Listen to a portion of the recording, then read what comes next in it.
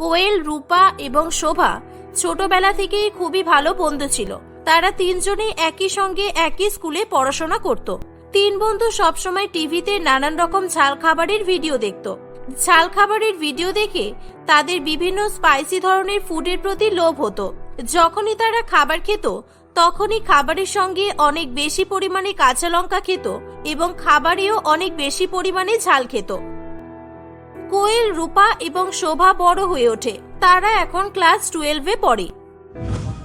উফ, ঝাল spicy chicken খেতে ইচ্ছা করছে। ঝাল ঝাল চিকেন নাগেটসের কথা মনে পড়লেই জিভে জল চলে আসে।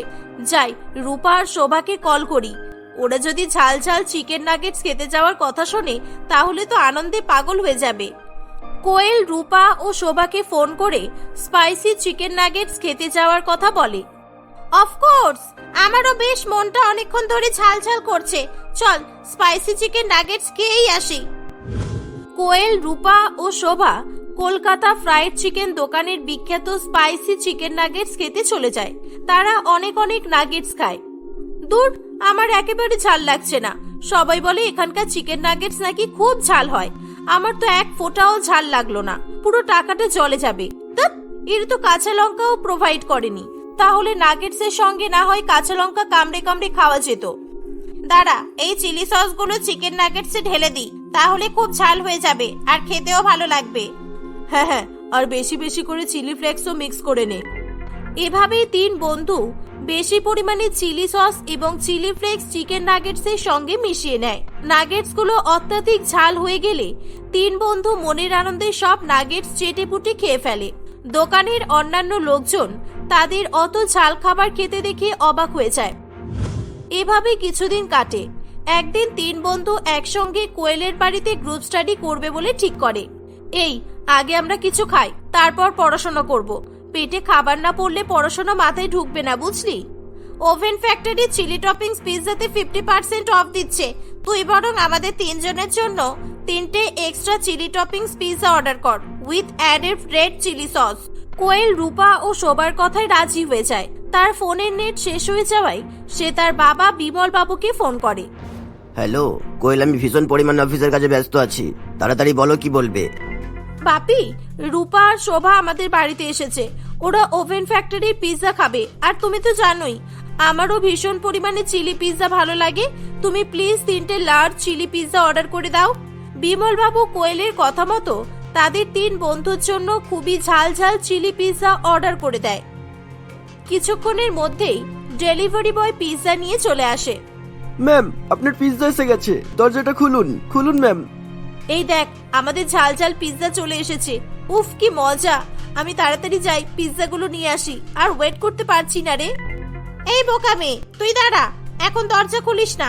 তুই জানিস না পিৎজা দিতে আধ ঘন্টার বেশি দেরি হলে ডেলিভারি বয় ফ্রিতে পিৎজা দিয়ে দেয়।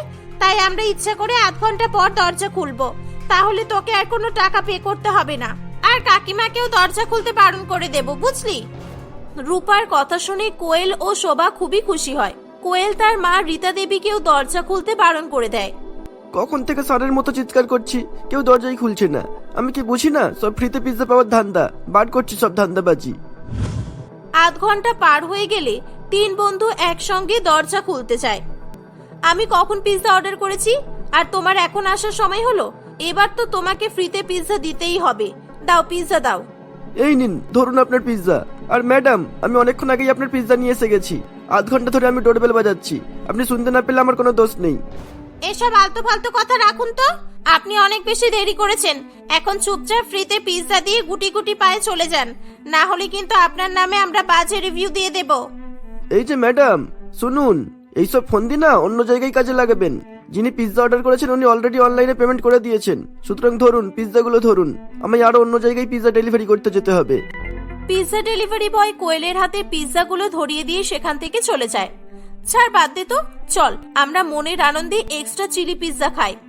তিন বন্ধু মিলে extra chilli toppings pizza red chilli sauce মাখিয়ে মনের আনন্দে খেতে শুরু করে। তাদের পিৎজা খাওয়া শেষ হয়ে গেলে কোয়েল রীতা দেবীর কাছে অনেক অনেক কাঁচা লঙ্কা চেয়ে নেয়। তিন বন্ধু একসঙ্গে চ্যালেঞ্জ করে কাঁচা লঙ্কাগুলো খায়। রীতা দেবী তাদের এভাবে কাঁচা লঙ্কা খেতে বারণ করলেও তিন বন্ধু ঝাল খাওয়ার নেশায় তার কোনো কথাই শোনে না। এভাবেই কিছুদিন কেটে যায়। একদিন বিমল বাবুর এক বন্ধু রণজিৎ বাবু তার মেয়ের বিয়েতে বিমল বাবুকে সপরিবারে নিমন্ত্রণ করে।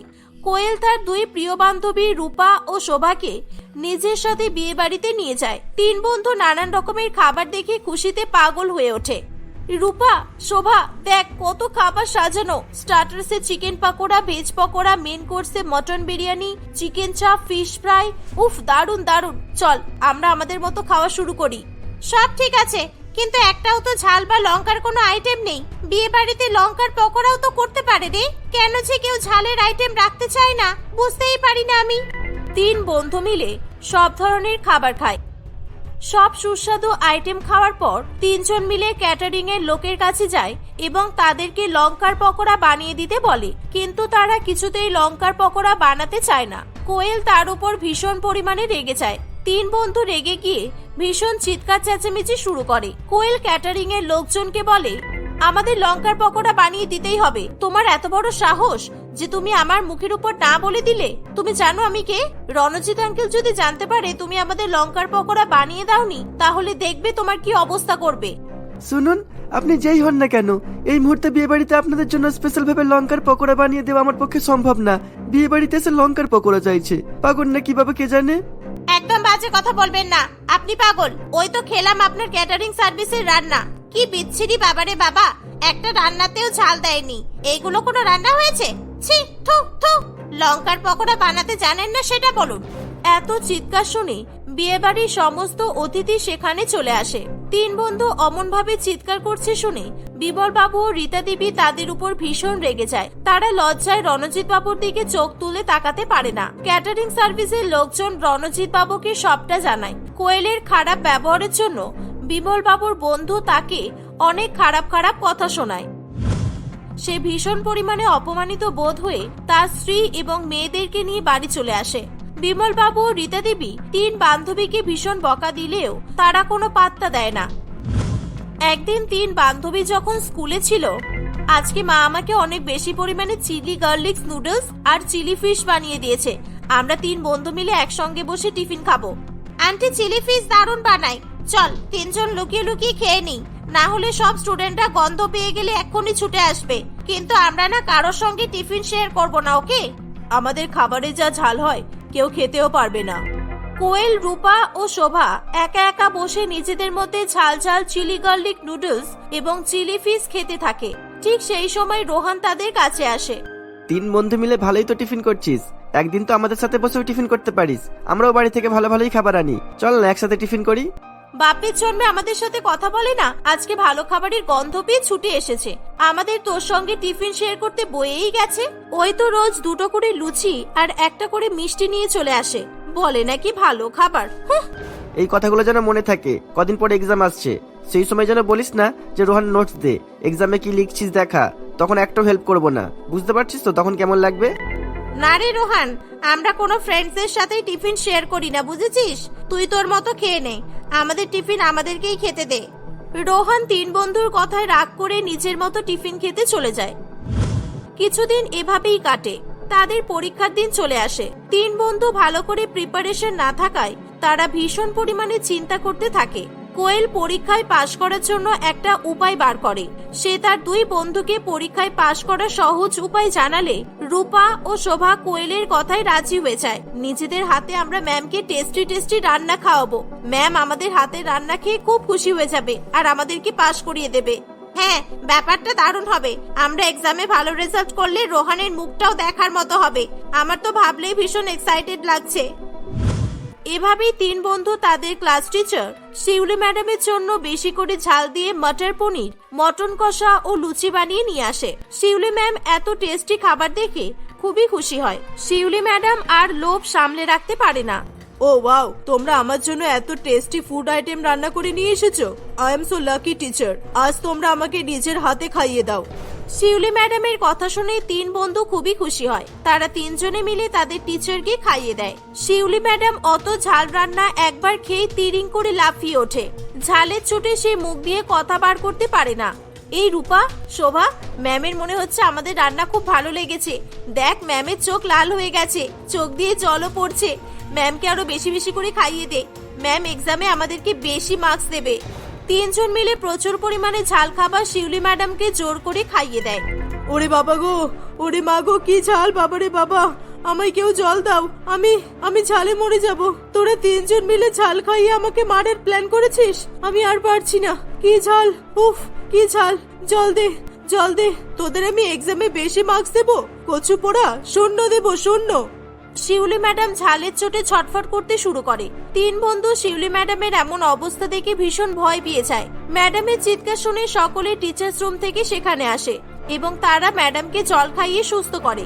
শিউলি ম্যাডাম তিন বন্ধুর গার্জেন কল করে এবং তাদেরকে অসৎ উপায় অবলম্বন করে পাশ করতে যাওয়ার জন্য পরীক্ষায় বসতে না দেওয়ার কথা জানায়। তিনজনে এই কথা শুনে ভীষণ কান্নাকাটি শুরু করে। ম্যাম প্লিজ আমাদেরকে ক্ষমা করে দিন, আমরা আর কখনো এমন করব না, খুব ভুল হয়ে গেছে ম্যাম। প্লিজ ম্যাম আমাদেরকে পরীক্ষায় বসতে দিন, আমরা খুব ভুল করেছি। আসলে আমরা তিনজনে অনেক ঝাল খাবার খাই তো, আর আমরা সেই মতোই রান্না করেছিলাম। তোমাদের একটা শর্তেই আমি পরীক্ষায় বসতে দিতে পারি, তোমাদেরকে প্রমিস করতে হবে যে তোমরা কোনোদিনও এত ঝাল খাবার খাবে না, এমন ঝাল খেলে তোমাদের তো শরীর খারাপ করবে। তিন বন্ধু শিউলি ম্যাডামের কথায় রাজি হয়ে যায়। তারা তিনজনেই অতিরিক্ত ঝালযুক্ত খাবার খাওয়া ছেড়ে দেয়। এভাবেই তিন বন্ধু মিলে সাধারণ খাবার খেয়ে আনন্দে দিন কাটাতে থাকে। ভবানীপুর একটি ছোট এলাকা হলেও ওই গ্রামে ইন্দিরা দেবীর তৈরি লঙ্কা আচারের অনেক দূর দূরান্ত পর্যন্তই নাম ডাক ছিল। ইন্দিরা দেবী তার স্বামী স্বপন বাবু এবং তার দুই ছেলে মেয়ে ডমরু ও ঝিঙ্কির সঙ্গে বাস করত। তাদের লঙ্কা আচারের সুনাম অনেক থাকলেও এতদিনে তারা আচার ব্যবসা করে তেমন কিছুই উন্নতি করতে পারেনি। যেমন তেমন ভাবে সংসার চলছিল তাদের। একদিন, ধুর, এভাবে ব্যবসা করলে চলে নাকি? বাজারে সব জিনিসেরই মূল্য বৃদ্ধি হচ্ছে, শুধু তোমার লঙ্কার আচারকে ছেড়ে। তা বলি, দামটা তো একটু বাড়াতে পারো নাকি? না স্বপন, আমাদের লঙ্কার আচার মানুষের ভালো লাগে, তার মানে এই নয় যে আমরা ইচ্ছা মতো দাম বাড়াবো। তাছাড়া লঙ্কার দাম বাড়েনি, তেলেরও দাম বাড়েনি, আচারে ব্যবহৃত কোনো জিনিসেরই দাম বাড়েনি, তাহলে আমরা কেনই বা আচারের দাম বাড়াবো শুনি? হ্যাঁ, এরকম ভাবে চলতে থাকলে আমরা গরিব কি গরিবই রয়ে যাব, আমাদের জীবনে কখনোই উন্নতি হবে না, বুঝলে? আসলে স্বপন বাবু ছিল খুবই লোভী এবং চালাক এক লোক। ইন্দিরা দেবী প্রথম থেকেই ভালো লঙ্কার আচার বানাতে পারত, তাই সে তাকে দিয়ে আচার ব্যবসা করানোর জন্যই বিয়ে করেছিল। এখন সে একজন সফল ব্যবসায়ী হয়ে গিয়েছিল, কিন্তু ইন্দিরা দেবীকে কোনোদিনই সে সেটা বুঝতে দিত না। তার সামনে এসে ব্যবসায় মন্দা, বিক্রি হয়নি, মাল নষ্ট হয়ে গেছে, বাজারে টাকা বাকি পড়ে যাচ্ছে, ইত্যাদি ইত্যাদি বলে কাটিয়ে দিত এবং সে সবসময় সংসারের সকলকে আর্থিকভাবে কষ্ট দিত। শুনছো, আজ বাড়িতে খাবার কিছু নেই, চাল ডাল আলু কিছুই নেই, তুমি বাজারে যাও না গো, না হলে আজকে শুকিয়েই থাকতে হবে। উফ, আমি অত বুঝি না, আমি এখন এই লঙ্কার আচারগুলো নিয়ে মার্কেটে যাচ্ছি, দেখতে পাচ্ছ না? আর হ্যাঁ, আমার আজ ফিরতে দেরি হবে। স্বপনের কথা শুনে ইন্দিরা খুব রেগে যায়। সে বুঝতেই পারছিল না যে স্বপন আসলে তাদের সঙ্গে এরকম ব্যবহার কেন করছে। কি হবে শুনি, তোমার এই আচার ব্যবসা করে কি হবে? যেখানে ছেলে মেয়েদের মুখে অন্নই জোগাতে পারবে না, তার থেকে ভালো আচারের ব্যবসা বন্ধ করে দাও।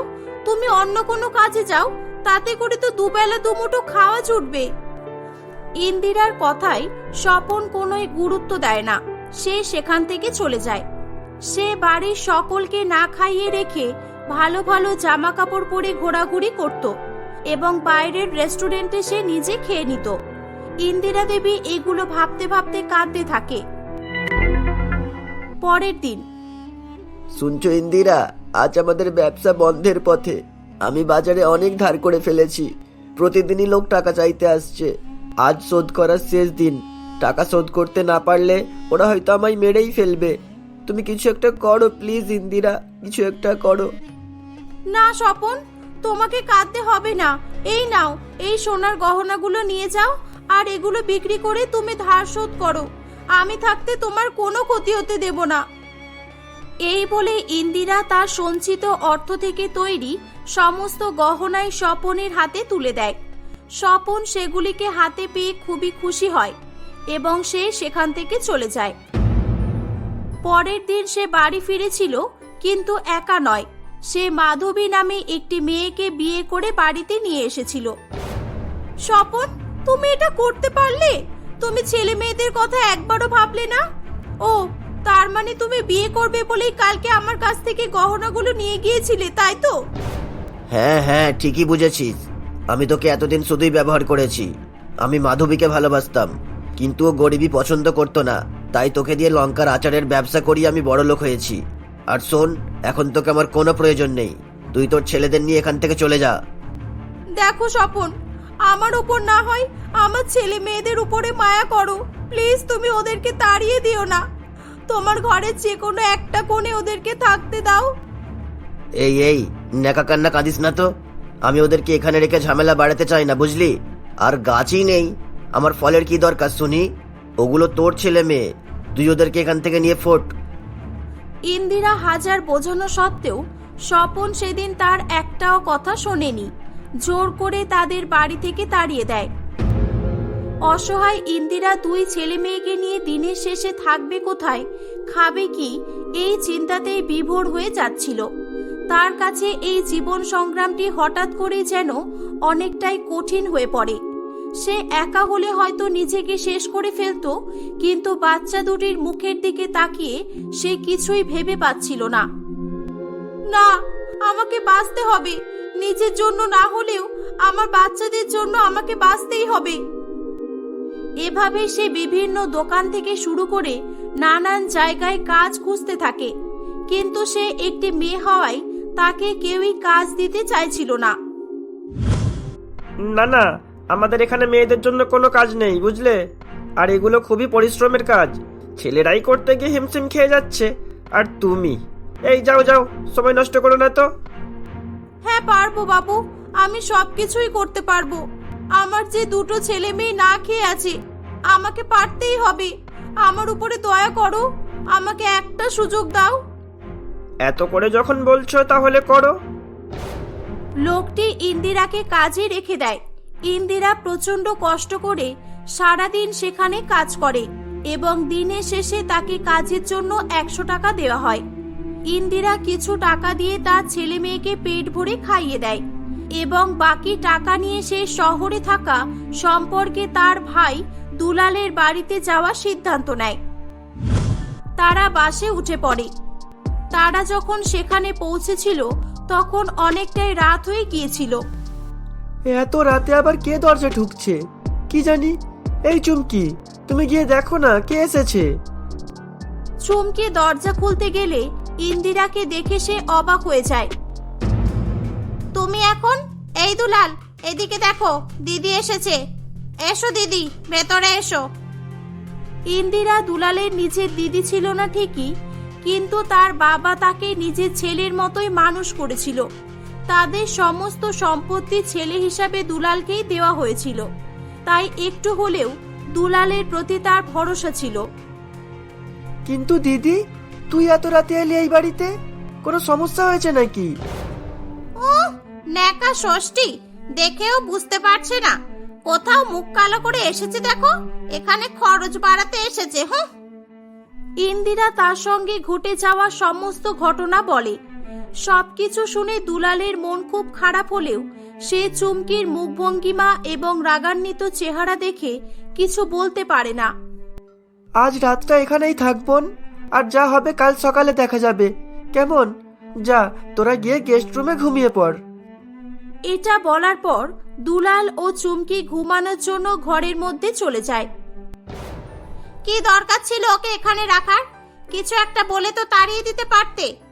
যত সব আলফাল ঝামেলা, বরের সঙ্গে ভালোভাবে থেকে সংসার করতে পারলো না, আর এখানে নাকি ভালোভাবে থাকবে না।